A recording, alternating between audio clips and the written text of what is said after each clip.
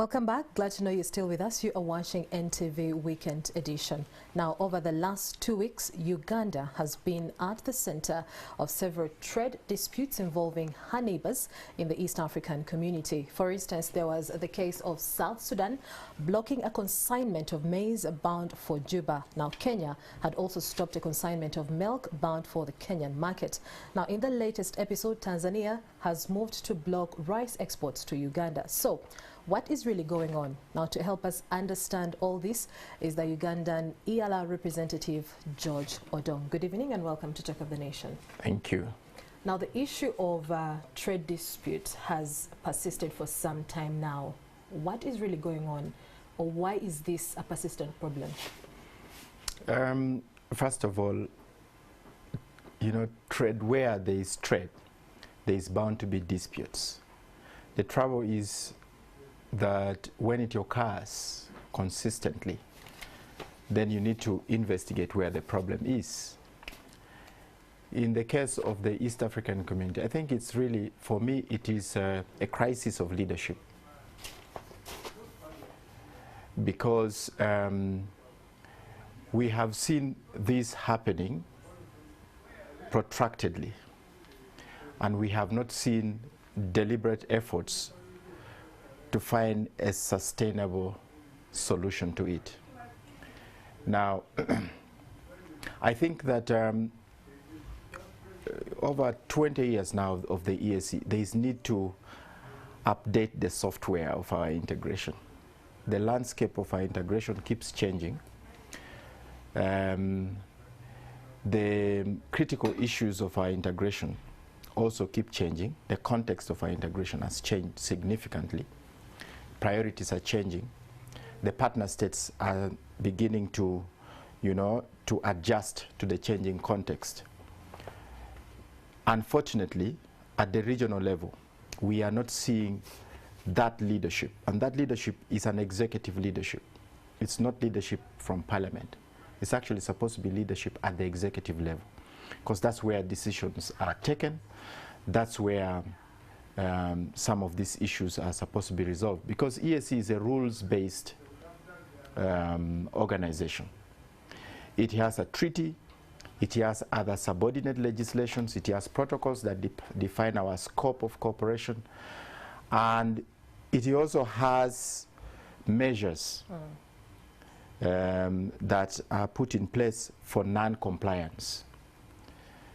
But because we still are sovereign partner states, the responsibility of implementing is still in the partner states, meaning therefore that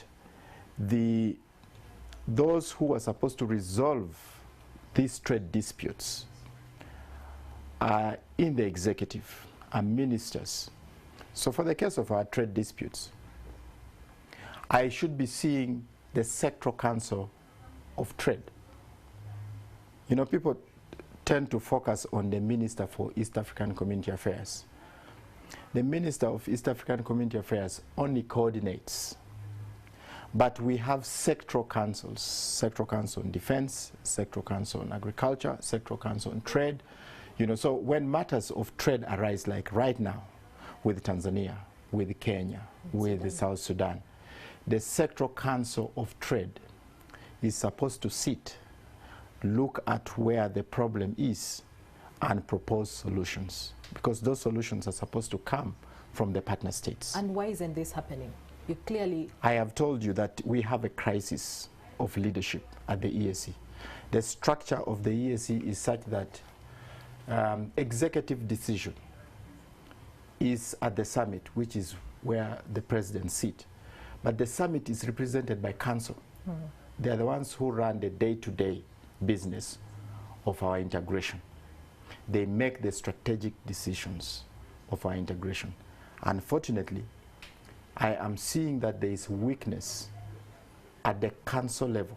And council here, broadly speaking, whether it's a Sectoral Council of Agriculture, the council that I see that is robust, is very active at the moment, is the Sectoral Council on Defense and Security.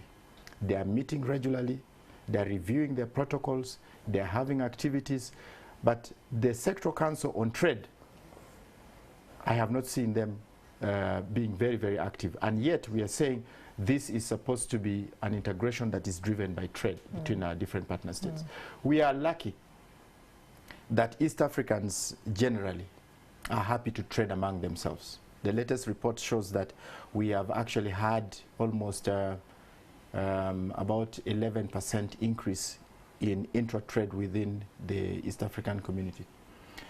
But when you look at the number of non-tariff barriers that have arisen in the recent past, it shows you that there is something that is lacking, and that's why I'm saying there is a crisis of leadership. We need council to come out, because we are still sovereign partner states, and the treaty gives the partner states extensive powers on matters of regional integration. Yes. Okay, so interestingly, if you're to look at Uganda enjoys a surplus of, continues to face a trade surplus with the entire region. Is this why no one is complaining loudly about this issue? Well, you know, we are lucky as Uganda, because the cost of production in Uganda is fairly lower than in many of the other partner states. That means that we are an attractive destination for business people who would want to, you know, supply, for example, agricultural products. Now, we are very competitive in the region. And because we are competitive in the region, definitely, we have a huge market. That's why, of recent, we have had surplus trade relations with Kenya, surplus trade relations with the others. So we need, but we need a macro environment at the regional level to facilitate that. I think we could even do much better. And that's why I was saying that now we need leadership. And that leadership has got to be political and technical leadership. But this integration is politically driven integration. Okay. And I will give you very specific examples, for example. You know, Kenya and Tanzania had lots and lots of non-tariff barriers between themselves. And that was during the time of the late President Magufuli. Immediately after President Suluhu Samia was sworn in, she made a deliberate effort to reach out to the Kenyan counterpart, and that was President Uhuru. They had very constructive discussions, and in just a period of about 2 weeks, they were able to remove over 60 non-tariff barriers that existed between the different partner states, between Kenya and Tanzania. That just tells you that, you know, the key driver, the software that drives this integration is political leadership.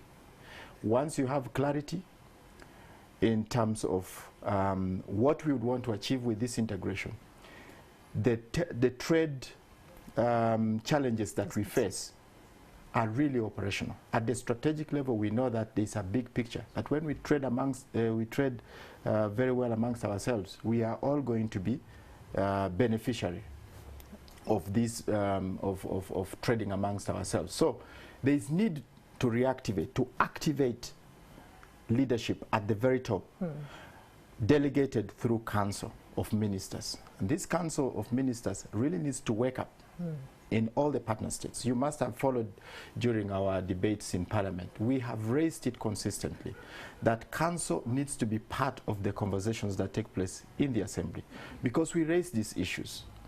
Traders in Uganda petition the Assembly, and we raise those issues. But if there's nobody to pick those issues, translate them to actionable, you know, solutions, then they remain persistent.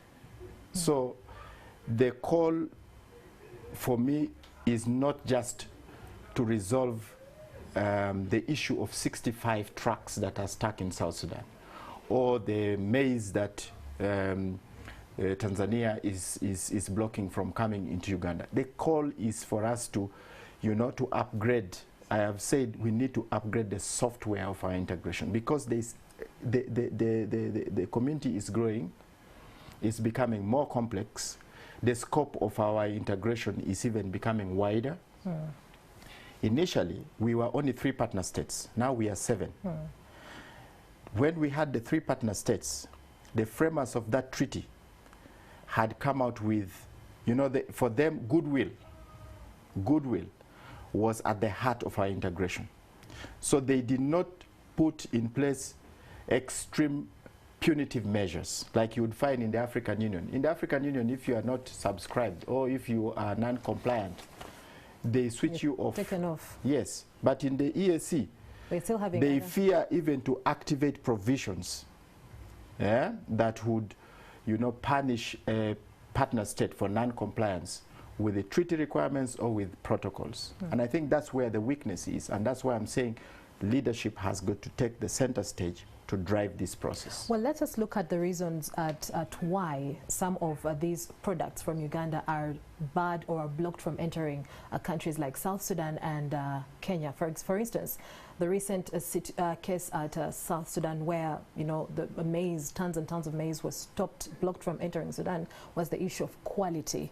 The same thing also Kenya with the milk, and yet these products are cross-checked by our standards body, and South Sudan arguing that they also did their test and found it was substandard. Why is this the case?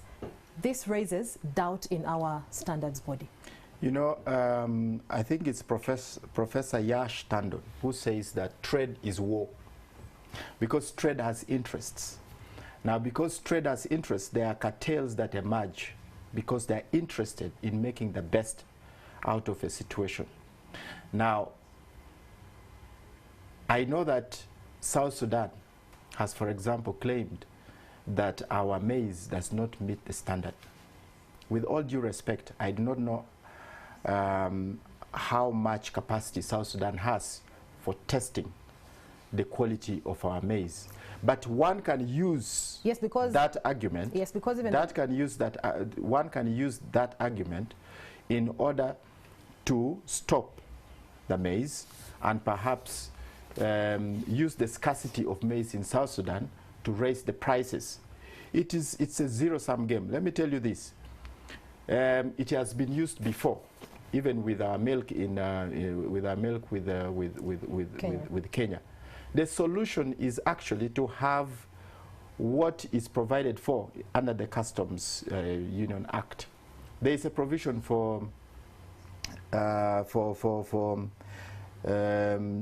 they call it the tariff, non-tariff barriers.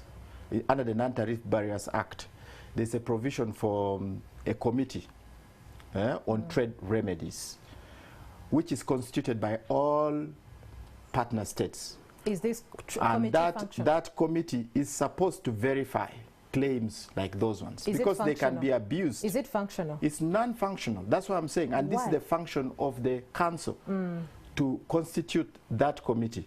So immediately there is a complaint from either traders in Uganda for that their commodities have been blocked from entering South Sudan, for example. That committee is supposed to move in quickly to investigate, verify that information, and be able to advise council on what should be done.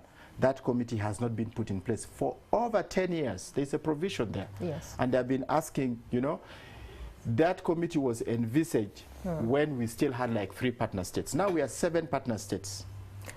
So you see, this is where I'm saying that instead of dealing with this, we need to deal with the big picture issues, the strategic issues, to address this. Because once we address it strategically, the rest of the things will flow.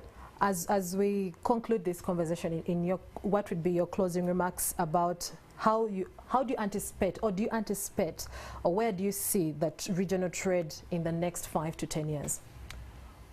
In a minute. We are doing very well. The non-tariff barriers notwithstanding, but we could do much better than that. I'm seeing a region that is expanding. I'm seeing a region that is integrating very, very fast. Our financial sector is integrating as well. The key drivers of our integration, you know,